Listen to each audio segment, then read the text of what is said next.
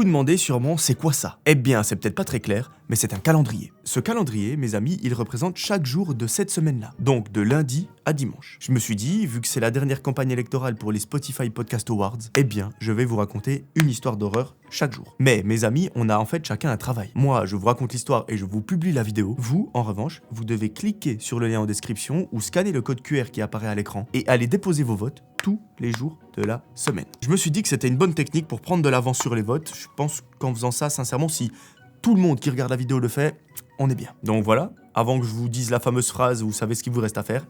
On clique, paf, on met les votes, et moi je vous propose d'éteindre la lumière de là où vous trouvez, et on est parti pour l'histoire du jour. L'histoire que je vais vous raconter aujourd'hui, c'est celle de Pedro. Pedro a à peu près la vingtaine, et il est en train de vivre un de ces moments que tu attends pendant des mois, parce qu'avec un de ses potes à lui, ils ont décidé de se rendre à l'étranger pour visiter un groupe de potes. Leurs potes ont déménagé il y a quelques années, donc ils se sont pas vus depuis un moment, et ça commence un peu à leur manquer. En fait, c'est pas un voyage qu'ils ont organisé à la dernière minute ou qu'ils font sur un coup de tête, c'est vraiment quelque chose qui est organisé depuis très longtemps, mais qu'ils repoussent sans cesse, parce qu'une fois il y en a un qui est malade, une fois il y en a un qui a mal au ventre, une fois il y en a un qui a une séance au travail qui était imprévue, donc ils ne peuvent pas partir. Donc autant vous dire que ça fait plusieurs mois, voire plusieurs années qu'ils essayent de s'y rendre. Bon, là ils en ont eu un petit peu marre, ils se sont dit bon, les mecs, si on continue comme ça, on va jamais se voir. Donc cette fois, on organise et on s'y tient. En plus, c'est relativement bien parce qu'ils savent exactement où ils vont dormir, ce qu'ils vont faire les premiers jours, et rien que ça les met de bonne humeur. Pedro et son pote se connaissent depuis très longtemps, ils ont voyagé ensemble plusieurs fois, et c'est un peu le style d'amitié où on se parle sans filtre, c'est-à-dire que quand on fait une chose bien,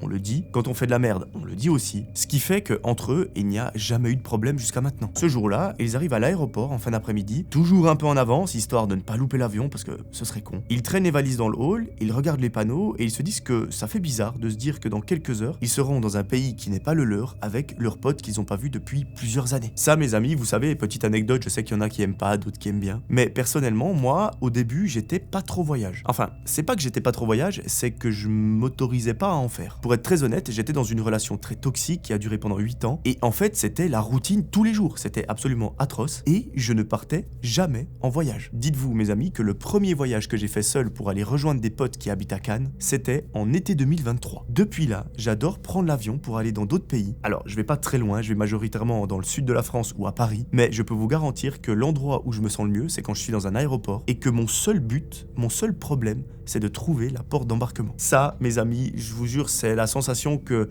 j'aurais bien aimé vivre avant 2023. Voilà, c'était la petite anecdote, mais je comprends un petit peu leur ressenti parce que ça fait bizarre toujours de se dire, ok, là je suis en Suisse, dans quelques heures je suis en France, je suis à Paris ou même à l'autre bout du monde. Donc voilà, je comprends le ressenti. Pedro nous précise quelque chose qui sera très important dans l'histoire, c'est que lui et son pote sont très bien habillés, pas en mode Fashion Week, mais voilà, quelque chose d'assez classe, d'assez élégant. Ils ont de beaux vêtements, des manteaux bien coupés, des baskets propres, et surtout, mes amis, ils ont des montres de marque. Nos deux amis enregistrent leurs bagages, ils passent la sécurité, et jusque-là, tout se déroule normalement. Ils ont encore du temps devant eux, alors ils s'installent un peu à l'écart, ils parlent du programme, de leurs potes qui les attendent et de cette ville qu'ils ont juste hâte de découvrir, parce que au-delà d'aller voir leurs potes dans un autre pays, ils se disent que ça va leur faire aussi beaucoup de bien. Le quotidien, il est très stressant, au niveau du travail, c'est la galère, et changer d'air, ça n'a jamais tué personne. Au bout d'une petite heure, les deux amis embarquent dans l'avion, et le vol se passe très très bien. Quand ils arrivent à destination, ils sortent de l'avion, et là, il fait complètement nuit. Les deux amis se rendent vers le tapis de bagages, ils attendent quelques minutes, ils sortent leurs valises, ils sortent ensuite de l'aéroport, et là, c'est le premier choc. Ils arrivent à l'endroit classique où il y a tous les taxis, et lorsqu'ils voient les prix, ils sont à deux doigts de tomber par terre. C'est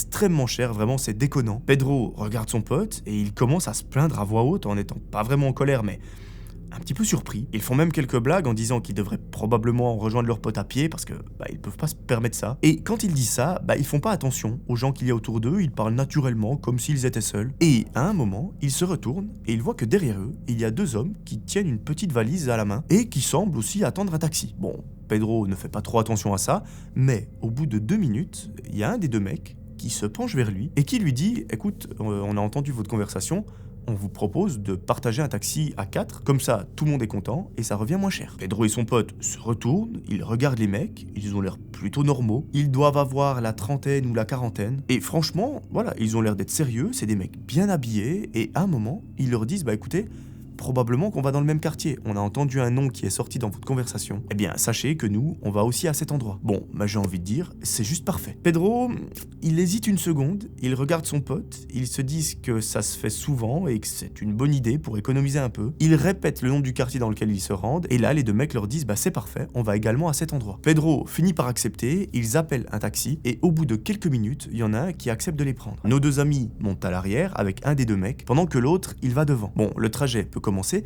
mais très vite, la conversation s'installe naturellement. Ils parlent de voyage, de travail, des villes qu'ils ont déjà visitées ou qu'ils aimeraient visiter dans le futur. Les deux hommes s'ouvrent à eux, ils disent, bah écoutez, nous aussi on voyage fréquemment parce qu'on a des amis un peu partout dans le monde, et ça fait du bien à l'esprit, ça fait du bien au moral, ça fait du bien physiquement aussi, donc c'est tout bénef. Le trajet dure presque 1 heure, le taxi traverse des zones qu'ils ne connaissent pas du tout, il y a des quartiers qui sont calmes, d'autres un peu plus animés, et plus le voyage avance, plus Pedro... il se relaxe, il se détend et il commence vraiment à profiter de leur voyage. À un moment, il y a un des deux gars qui fait même une remarque sur leur montre en disant qu'elles sont extrêmement belles. Pedro sourit, il le remercie et voilà, il voit rien de mal à cette remarque. Parce que comme je vous ai dit, ces deux mecs, ils sont aussi bien habillés, donc ils ont un peu les mêmes goûts, et ça rassure nos deux amis. Pendant le trajet, ils échangent leurs prénoms, ils parlent de ce qu'ils vont faire dans la semaine, des bars à tester, des restaurants, et à un moment, le taxi finit par ralentir devant un immeuble parce qu'ils sont arrivés au premier arrêt. Les deux hommes disent qu'ils s'arrêtent là, le chauffeur s'arrête, ils descendent récupérer leurs valises, et avant de se barrer, il y a un des deux mecs qui propose à nos deux amis de s'échanger les numéros. Comme ça, à tout moment dans la semaine, ils pourront se revoir, aller boire un verre, discuter d'opportunités ou de choses comme ça. Pedro, il y voit aucun mal, il trouve ça même sympa, donc il lui donne son numéro, son pote fait pareil, et là, il se souhaite une bonne soirée. Le taxi repart, Pedro regarde par la vitre arrière et il voit les deux hommes s'éloigner vers l'entrée de l'immeuble. Il se tourne vers son pote, il commente encore un peu la rencontre en disant que finalement, partager le taxi, c'était pas une si mauvaise idée que ça. Au contraire, ça leur a fait rencontrer de nouvelles personnes alors qu'ils viennent d'arriver dans le pays. C'est incroyable. Le taxi redémarre, Pedro et son pote discutent encore pendant 5 minutes, et à un moment, au milieu de la conversation, Pedro, il remarque quelque chose. Ce quelque chose, c'est un objet qui est posé sur le tapis où il a ses pieds, et ça ressemble à une carte magnétique ou à un badge d'immeuble. Bon, il le prend dans ses mains, il remarque que c'est un espèce de badge avec un cordon, et ils en sont sûrs et certains, ce badge ne leur appartient pas. Il le regarde un peu sous tous les angles, et il comprend aussi très vite que ce badge, en fait, il appartient à un des deux mecs qui était là, donc celui qui était installé avec eux sur la banquette arrière. Du coup, ce qu'il fait, c'est qu'il le glisse dans sa poche et il se dit, bah voilà, je vais contacter le mec par message ces prochaines heures, on se donne rendez-vous et je le lui remets. Le trajet dure encore quelques minutes, le taxi arrive à destination, il les dépose devant l'immeuble, ils payent, ils prennent leurs valises, ils montent les étages, et là, c'est les retrouvailles incroyables avec le groupe de potes. Premier réflexe, ils posent leurs affaires, ils boivent quelques verres, et là, ils racontent le voyage. Ils disent que c'était trop cool, on a rencontré 2 personnes, parce que le prix du taxi, il était exorbitant, donc ça nous a fait un peu économiser. Et c'est à ce moment précis que Pedro sort son téléphone et il se rappelle du badge. Du coup, il se dit, bon,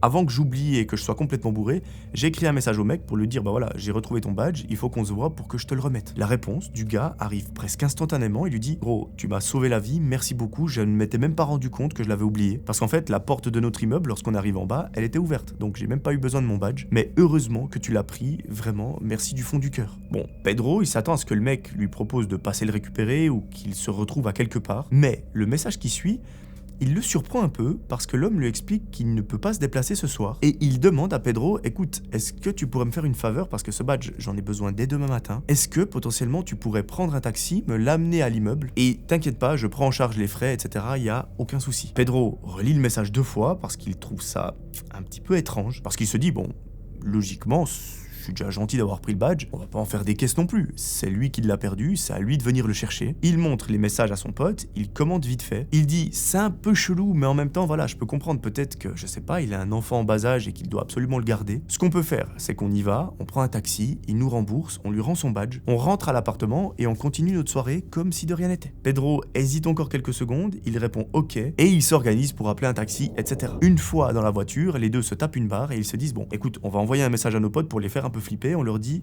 les mecs, si on ne revient pas dans 15 minutes, débarquez tous en équipe, armés jusqu'aux dents, à cette adresse. Là, mes amis, il va se passer quelque chose d'assez drôle, le taxi ne redémarrera jamais. Il est tout simplement tombé en panne devant l'immeuble. Et les deux amis se regardent et ils sont là, est-ce qu'on en appelle un autre? Est-ce qu'on fait vite fait le trajet à pied, sachant que c'est pas si loin? Et c'est finalement la deuxième option qu'ils vont choisir. Bon, inutile de vous préciser qu'à cette heure, il fait nuit noire, il fait super froid, il y a du vent, il y a un petit peu de neige. Les routes sont pas très éclairées, il y a quelques lampadaires seulement qui émettent quelques rayons, mais globalement, ça s'arrête là. Au bout de quelques minutes de marche, les deux amis arrivent devant l'immeuble des deux gars, et Pedro, il ralentit le pas quand il remarque que la porte d'entrée est entrouverte. Il s'arrête une seconde, il regarde son pote, et ils échangent un regard, et il se souvient que dans le message, le gars lui avait dit « j'avais pas besoin de mon badge parce qu'elle était déjà entrouverte ». Donc, c'est normal. Ils poussent cette fameuse porte, ils entrent dans un petit hall qui est très sombre, et là, ils arrivent dans une cour intérieure où on ne voit que dalle. Bon, nos deux amis sont un peu perdus, ils parlent à haute voix, dans le sens ils appellent le prénom des deux mecs, mais personne ne répond. À cet instant-là, Pedro, il nous raconte qu'il sent qu'il y a quelque chose qui se trame, il y a quelque chose qui ne va pas, mais malheureusement, il n'a même pas le temps de se dire ça dans sa tête, qu'il y a 3 silhouettes qui surgissent dans la cour. On distingue leur visage et il y en a 2, on les reconnaît très bien, c'est les 2 personnes qui étaient dans le taxi, mais il y a une 3e personne avec eux et leur visage, ils sont plus aussi gentils qu'avant. Bon, en une fraction de seconde, ils arrivent à capter ce qui va probablement se passer. Les mecs s'approchent d'eux et ils les empoignent très fortement et ils les tirent avec eux dans la cour. Là, ils les amènent dans un appartement qui se situe quelques étages plus haut, ils n'arrivent pas à savoir exactement combienième, mais globalement l'appartement il est extrêmement glauque, c'est pas un appartement de luxe, au contraire on dirait un appart qui est presque abandonné. La seule chose qu'il y a au milieu du salon, ce sont 2 chaises en bois. Évidemment, ils les prennent, ils les collent contre les chaises, et vous vous doutez bien pourquoi est-ce qu'ils sont là, c'est pour les dépouiller. Alors là mes amis, ils leur prennent tout, que ce soit les montres de luxe, enfin surtout les montres de luxe, mais ça va jusqu'à leurs vestes, leurs chaussures et même leurs t-shirts. Donc autant vous résumer la chose en vous disant que nos 2 amis se retrouvent presque à poil. Là, la 3e personne qui accompagne les 2 mecs, il leur dit bah écoutez, si vous bougez, sachez que vous êtes morts. Si vous avez encore des choses de valeur ou quoi, donnez-les nous parce qu'on va les trouver. Mais si c'est nous qui les trouvons, vous êtes fini, c'est mort pour vous. Là, Pedro et son pote se regardent, ils se disent non, vous nous avez tout pris, on n'est plus qu'en slip sur la chaise, c'est bon.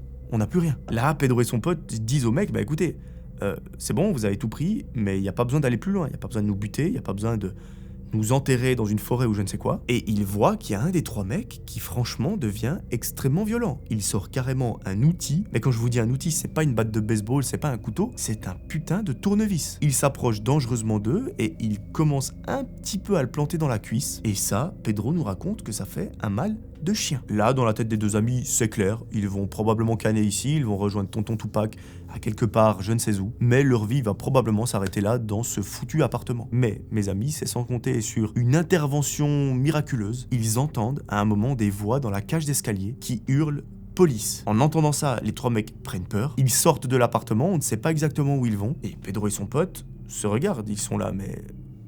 Ok, comment ça peut arriver, on n'a pas appelé la police? Mais figurez-vous, mes amis, qu'en réalité, c'est pas la police dans les escaliers, c'est leur groupe de potes. C'est là où pour moi leurs potes ont eu une véritable idée de génie, parce que ils sont pas armés, c'est pas des gens violents, etc. Ils ont fait croire qu'ils étaient la police en gueulant police, on intervient, etc. pour faire peur aux mecs qui étaient en haut, et visiblement, ça a fonctionné parce que les mecs se sont barrés, alors certes, ils ont chopé les montres de luxe, Pedro et son pote sont presque à poil sur une chaise, mais au moins, ils sont en vie et ils n'ont pas un tournevis planté dans le genou. Là, le groupe d'amis monte à l'étage, ils essayent de détacher Pedro et son pote, et forcément, ils appellent immédiatement la police. Au bout de 15 minutes, bon, 15 minutes c'est une éternité dans ce genre de cas, il y a une patrouille qui arrive, les policiers montent à l'étage et ils prennent la déposition. Là, notre ami essaye d'expliquer avec ses propres mots ce qui vient de se passer, mais lui-même n'en est pas encore vraiment conscient. Il dit voilà, on est arrivé il y a à peine quelques heures à l'aéroport, on a fait un long vol, c'était interminable. On a rencontré 2 mecs qui attendaient un taxi et ils nous ont gentiment proposé de partager les frais. On a fait le voyage, pendant le voyage ils étaient incroyables, super sympas, très ouverts, on a beaucoup discuté, et à un moment lorsque le taxi les a posés devant leur immeuble, quand on a redémarré j'ai vu qu'il y avait un badge qui avait été oublié par l'un d'entre eux. Je leur ai écrit un message, le mec m'a proposé de venir lui rendre en personne parce que lui devait s'occuper d'un enfant ou je ne sais quoi. En gros, il avait pas le temps, et naïf comme on est, on lui a dit bah écoute,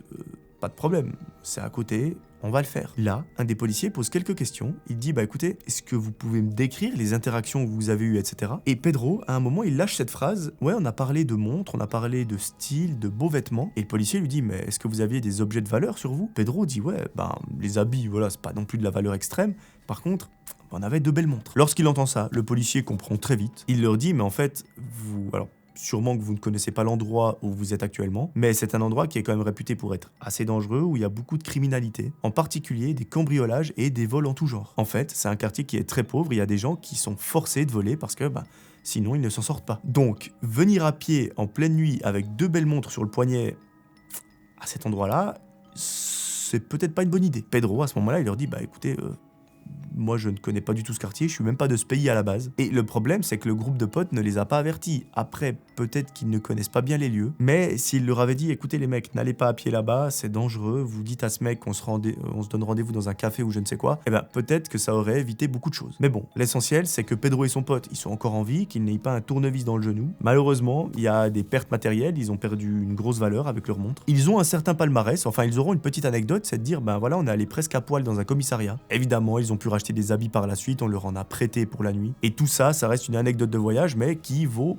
quand même un peu cher. Au-delà de la valeur monétaire, ben on a quand même failli rejoindre tonton Johnny à un moment. Enfin bref, tout est bien qui finit bien, aujourd'hui Pedro s'en est bien remis. J'imagine que son pote aussi, on n'a pas l'info, mais ça devrait être le cas. Et voilà, moi je crois que je vous ai tout dit, j'espère que cette histoire vous a plu. Attendez, ce qu'il faut qu'on fasse, c'est mettre une petite coche ici pour...